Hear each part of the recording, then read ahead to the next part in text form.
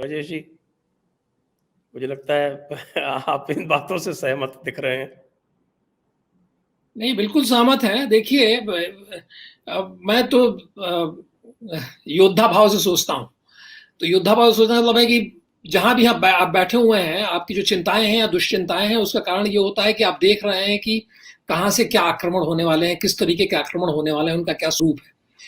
ये सब स्वरूप जो है आम जनता तक जानती है। यही कारण था कि आम जनता ने 2014 में और 2019 में इनको चुन के बिठाया वहां पे, क्योंकि जनता देख रही थी। और आम जनता, मैं उसकी बात नहीं कर रहा हूँ जो लुथरन्स जोन में रहने वाली जनता की बात नहीं कर रहा हूँ, मैं कह रहा हूँ झुग्गी झोपड़ियों में रहने वाली जनता। वो ज्यादा बेहतर जानती है उसको, जैसा कह रहे थे ओमेन जी की, वो ज्यादा उसको शत्रुबोध है, उसको पता है कि क्या हो रहा है। इस जनता ने इस आधार पर वोट दिया क्योंकि वो देख रही थी कि इस्लामिस्ट और जिहादियों के दिमाग में क्या चल रहा है। जितना जिहादी घृणा करते थे मोदी जी से, उतनी ही आम जनता मोदी जी के पीछे आगे खड़ी हो जाती थी। आम हिंदू मोदी जी के आप पीछे आगे खड़ा हो जाता था। ये यथार्थ था। 2014 का भी यही यथार्थ था, 2019 का भी यही यथार्थ था। आपको याद होगा जब 2014 में ये भाषण देने के लिए अपने कैंपेन पे चलते थे, तो मोदी जी अपना भाषण दे रहे हैं, कोई सुन नहीं रहा है इनका भाषण। लोग मोदी मोदी बस चिल्ला रहे हैं और इनका भाषण उसी में चल रहा है, कहीं कोई सुन नहीं रहा था इनका भाषण। तो इनके भाषणों से कन्विंस होकर जनता ने इनको वोट नहीं दिया। जनता ने पहले से ये कन्विंस होकर वोट दिया कि जो ये खतरा मंडरा रहा है, इस खतरे को ये संभालेंगे। ये सोच के जनता ने वोट दिया। और अगर ये एहसास इनको नहीं है, ये किसी और दुनिया में जी रहे हैं, इसका मतलब यह है कि जमीन से बिल्कुल कभी नहीं जुड़े थे। लेकिन फिर मैं जब और एनालिसिस करता हूं तो मुझे पता चलता है कि जमीन से तो ये जुड़े हुए हैं। उस दिन मधु जी के कार्यक्रम में मैंने ये बात कही थी कि जब चुनाव होता है और जो चुनाव के बीचों बीच मामला गड़बड़ाने लगता है, तो ये लगता है ना औरंगजेब की बात करने, लगते हैं ना ये कहने की मुसलमानों को रिजर्वेशन देने की बात नीतीश कुमार कर रहे हैं। ये कहने लगते हैं क्योंकि इनको लगता है कि अब मामला गड़बड़ हो रहा है। तो मुझे लगता है कि अवेयर भी हैं ये। अब ये सब अवेयरनेस होने के बाद भी अगर आप इस यथार्थ को झुठला देना चाहें ऐसे ही, क्योंकि आपको लगता है कि कहीं कोई नाराज ना हो जाए, कहीं कुछ और कोई बवाल ना खड़ा हो जाए, तो कब तक यथार्थ को झुठलाते रहेंगे। कश्मीर के यथार्थ को झुठला सकते हैं? वो मुंह बाय खड़ा हो गया ना, एक क्रिकेट मैच के बाद वो यथार्थ मुंह बा के आपके सामने खड़ा हो गया। माने कि वो आपके घर में होम मिनिस्टर कश्मीर में थे उस समय। हैं? होम मिनिस्टर कश्मीर में थे। कश्मीर में थे। नहीं, अब सबसे बड़ी बात यह है कि आप योद्धा तो बना के आपको भेजा गया है, चलिए लीड करिए। आप लीड भी नहीं करते हैं। आज मैं कह रहा हूं कि आज मोदी जी और अमित शाह जो हैं, एक कॉल दे दें हिंदुओं को कि एक होइए, हमें लड़ना है ये देश के अंदरूनी शत्रुओं से। मैं बता रहा हूं जो हुआ था, जो पहला जब दौर आया था कोविड का, जिसमें लोगों ने एक साथ खड़े होकर लोगों ने लॉकडाउन किया था, वो परिस्थिति दोबारा निर्माण हो जाएगी। लेकिन ये कम्युनिकेट ही नहीं कर रहे हैं हिंदुओं से। राष्ट्रवादियों से कम्युनिकेशन इनका शून्य हो गया है। मैं अपेक्षा रखता था कि मोहन भागवत जो है, आप जैसे लोगों को बुला के एक मीटिंग रखेंगे, चर्चा करेंगे, बताइए क्या हो रहा है, हम भी जानना चाहते हैं। वो मीटिंग नहीं रख सकते। ऐसा कभी हुआ ही नहीं है कि सर्व संघ चालक का ऐसा एटीट्यूड रहा हो अपने ही साथी हिंदुओं के प्रति। आप मोहन भागवत के दुश्मन है क्या?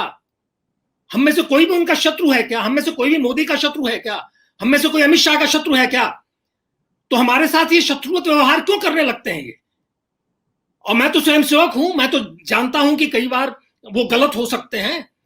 तो उसमें जो एक अच्छा नेतृत्व होता है वो सुनता है कि ठीक है, मैं गलत हो सकता हूं, हम सुने, लोगों की राय लें, देखें क्या होता है। कम से कम ये तो कर सकते थे। तो ये सब करेंगे और हिंदुओं को के साथ कम्युनिकेट करना शुरू करेंगे तो ये सारी लड़ाई लड़ी जा सकती है। नहीं कम्युनिकेट करेंगे तो ये लड़ाई लड़ना बहुत मुश्किल है, बहुत कठिन है। और इसीलिए मैं बार बार कह रहा हूं कि संजय जी, अभी चुनाव से आगे की बात हो गई है। चुनाव जीतते रहेंगे और अपनी पीठ थपथपाते रहेंगे आप यहां वहां स्टेट गवर्नमेंट में, यहां वहां, उससे नहीं होने वाला। ये सिविलाइजेशनल लड़ाई स्पष्ट रूप से हो गई है। जब आपके सामने खड़ा होके आपके ही इंस्टीट्यूट में आप ही के पैसे से पढ़ने वाला पलने वाला व्यक्ति जो है खड़ा होकर पाकिस्तान जिंदाबाद का नारा लगा रहा है, आपको गालियां दे रहा है, इसके बाद से और जानने को क्या रह गया है? उस दिन मधु जी के प्रोग्राम में भी मैंने कहा कि आज करा लीजिए ना आप दोबारा एक बार, जो अगर सेपरेट इलेक्टोरेट की बात अगर होगी तो आज सारे मुसलमानों का वोट जो है वो मुसलमान जो है वो अपने एमपी चुने तो चुनेंगे, वो तो कांग्रेसियों को भी नहीं चुनेंगे। वो तो ओवैसी को ही चुनेंगे, वो तय है। तो एक बार वो दोबारा एक विभाजन की विभीषिका वो खड़ा करने के लिए तैयार बैठे हुए हैं। इस्लामिस्ट जो है इस हद तक जो है इनका प्रभाव पड़ा हुआ है। और आप कह रहे थे ना कि मदरसे ही नहीं, जो मदरसे में नहीं पढ़े लड़के हैं, इनके जो खुतबे हो रहे हैं फ्राइडेज को, और वो आम जाते हैं, ये टैक्सी ड्राइवर ये सब जाते हैं सुनने के लिए, उनके अंदर ये भाव इन्होंने जगा दिया है। वो भी इस्लामिस्ट हो गए हैं सब। जिहादी मानसिकता वहां भी फैल रही है। और मुझे लग रहा है कि चाहे आईबी हो, जो हमारा इंटरनल सिक्योरिटी एस्टेब्लिशमेंट है, ये कैसे उसके साथ डील करेगा, ये सबसे बड़ा क्वेश्चन मार्क उसके ऊपर भी आएगा कि आप कैसे डील करेंगे इस लेवल पे जाके, कि किसी कॉलेज के अंदर अगर ये परिस्थिति क्रिएट हो रही है तो आप क्या करेंगे, कैसे डील करेंगे। ये बहुत बड़ा एडमिनिस्ट्रेटिव प्रॉब्लम खड़ा होने वाला है, कैसे डील करेंगे इसके साथ।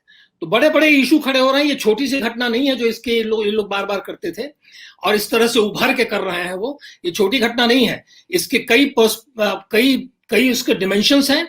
उसका एडमिनिस्ट्रेटिव डिमेंशन है, इंटरनल सिक्योरिटी डिमेंशन है, सारे डिमेंशन है। और एक्सटर्नल सिक्योरिटी के डिमेंशन तो अब आप बात कर रहे हैं तो ओमेन जी अभी की वो 2.5 फ्रंट वॉर और उसकी बात हो रही है, अभी तो 3.5 फ्रंट वॉर होने की बात शुरू हो जाएगी आने वाले दिनों में। तो ये सारी चीजें वो तो है, लेकिन इंटरनल सिक्योरिटी के जो डिमेंशंस हैं वो बहुत ही खतरनाक है। और उसमें अगर हिंदू अपने आप सन्नद्ध है, सजग है, तो बच जाएंगे कुछ हद तक। लेकिन अगर नहीं सन्नद्ध और सजग, लेकिन है सन्नद्ध, आप तो आते रहते हैं क्लब हाउस में ओमेन जी, और आपने देखा है कि कितनी जागरूकता बढ़ी हुई है। तो सब लोग हैं इंटेलेक्चुअली भी सन्नद्ध और सजग हो गए हैं और जमीन के स्तर पर भी काम करने के लिए हो गए। इसलिए मैं कह रहा हूं कि आप लोग एक कॉल दीजिए, घेर लेंगे पूरी दिल्ली को हिंदू और ये कांप जाएंगे। ये जो मिसकम्युनिकेशन हो रहा है, कभी सूफिज्म चलने लग रहा है, कभी कभी डीएनए की बात होने लग रही है, एक झटके में बंद हो जाएगा। संघ का सारा प्रचार प्रसार जो होता है उसका आधार केवल हिंदू एकता रहती है। अगर हिंदू नहीं इनके साथ खड़े होते हैं तो इनका भी विस्तार कभी नहीं होने वाला है। तो हिंदू एकता जो मेन कारण है, जिसके कारण ही देश के अंदर विकास भी हो सकता है। गुजरात का विकास कैसे हुआ? 2002 के बाद जो है जो परिस्थितियां बनी उसमें गुजरात का विकास हुआ, नहीं तो वहां भी दंगे ही चलते रहते, वहां भी कोई विकास नहीं होने वाला था। तो हिंदू एकता ने वहां विकास की आधारशिला तैयार की। उस दिन कोई कह रहा था कि मान लीजिए आप सब कुछ खड़ा कर दें, सारा इंफ्रास्ट्रक्चर खड़ा कर दें। अरे ये कह रहे थे अपने साई दीपक, अपना एक जो उनका लेक्चर था कि सारा इंफ्रास्ट्रक्चर खड़ा कर दिया आपने साहब, बहुत बढ़िया रोड बन गई, बढ़िया शहर बन गए, पानी पहुंच गया, बिजली पहुंच गई, सब कुछ पहुंच गया, और एक झटके में सब ध्वस्त हो जाएगा। कितना बड़ा इंफ्रास्ट्रक्चर था लेबनान में, और कितना बड़ा सब दुनिया भर का सारी जगह रहा, और सब ध्वस्त हो गया सीरिया में, और सब ध्वस्त हो गया, सब मटिया मेट हो गया। तो ये परिस्थिति है, और इस चीज को, इस यथार्थ को कोई भी झुठलाएगा वो अपने समाज के साथ एक तरीके से द्रोह करेगा, राष्ट्र के साथ द्रोह करेगा।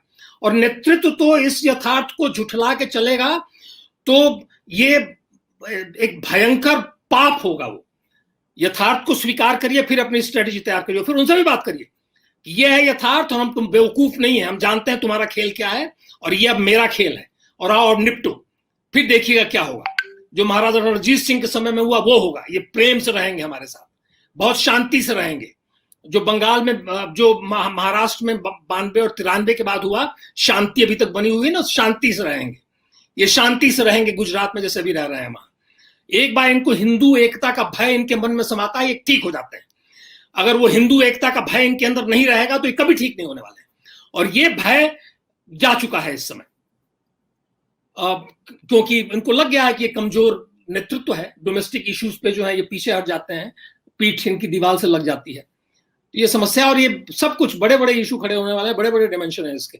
हमारे ख्याल से जो हमारे अजित डोभाल हैं, इन सारे लोगों को एनालाइज करना चाहिए। बहुत छोटी मोटी घटना नहीं है जो अभी हुई है, क्योंकि इस तरह से उफान में आके कभी नहीं हुआ है पहले। कभी कभी इक्का दुक्का होता था, लेकिन इस तरह से नहीं हुआ है जिस तरीके से बोल्डली और ब्रेजेंटली ये काम किया गया है। चाहे वो पंजाब की यूनिवर्सिटी में हुआ हो, चाहे वो गुजरात में, चाहे वो कश्मीर में हुआ हो, या कश्मीर से बाहर भी जहां भी हुआ हो। तो ये बहुत खतरनाक परिस्थिति है और हम सब लोगों को इसके प्रति सजग रहने की आवश्यकता है।